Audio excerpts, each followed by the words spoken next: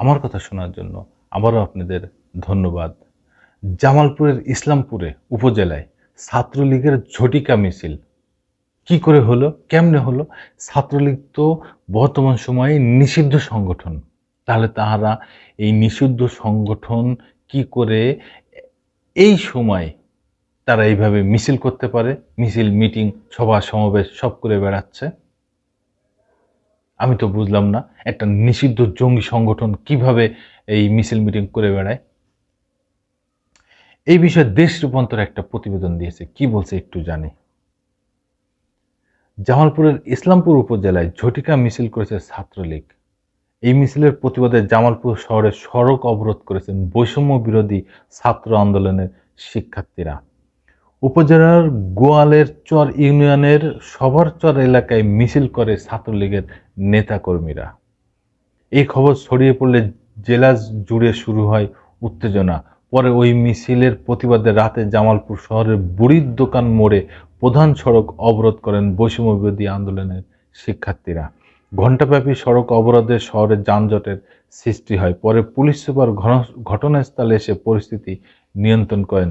Police সুপারের আশ্বাসে অবরোধ তুলে নেন শিক্ষার্থীরা। ঘণ্টাব্যাপী অবরোধে বক্তব্য দেন বৈষম্যবিরোধী ছাত্র আন্দোলনের জেলা শাখার আহ্বায়ক মীর ইসাক হাসান ইকলাস, সদস্য সচিব আবিদ সৌরভ প্রমুখ। এই অবরোধের বক্তারা বলেন, নিষিদ্ধ ঘোষিত সংগঠন হয়েও ছাত্রলীগ প্রকাশ্যে মিছিল করে। এছাড়াও সামাজিক যোগাযোগ মাধ্যম লাইভ করে তারা। তাই অতি দ্রুত এই ঘটনার সাথে জড়িতদের গ্রেপ্তার করার দাবি জানিয়েছেন ছাত্ররা। অন্যথায় কঠোর আন্দোলনে যাবার হুঁশিয়ারি দেন বৈষম্য বিরোধী ছাত্র আন্দোলনের নেতারা। দেখেন, এই ছাত্র আন্দোলন যখন শুরু হয় শাহবাগে, সেই সময় জাতির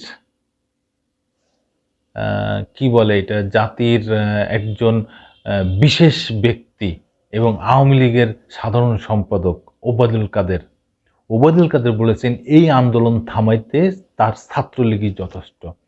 তারপর থেকে ছাত্রলীগ ওই ছাত্র জনতার আন্দোলন উপরে ঝাঁপিয়ে পড়ে, সন্ত্রাসী কার্যক্রম চালিয়ে যায়।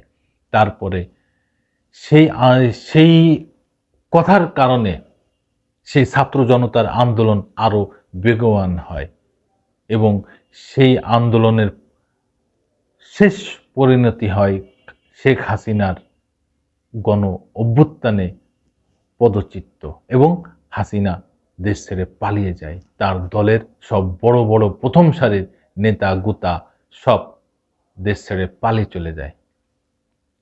তারপরে গঠন হয় বাংলাদেশে অন্তর্বর্তীকালীন সরকার। সেখানে প্রধান উপদেষ্টা হন ডক্টর মোহাম্মদ ইউনূস। সেই সরকার গঠনের পরেই ছাত্রলীগকে জঙ্গি সংগঠন হিসেবে চিহ্নিত করে নিষিদ্ধ করা হয়। সেই ছাত্রলীগ এখন নতুন করে আবার কিভাবে মিছিল, মিটিং, সমাবেশ করতেছে, এটাই বাংলাদেশের মানুষের কাছে বোধগম্য নয়। ধন্যবাদ বন্ধুরা, আবার আসবো নতুন কোনো কথা নিয়ে, নতুন কোনো ঘটনা নিয়ে। আমি প্রিন্স।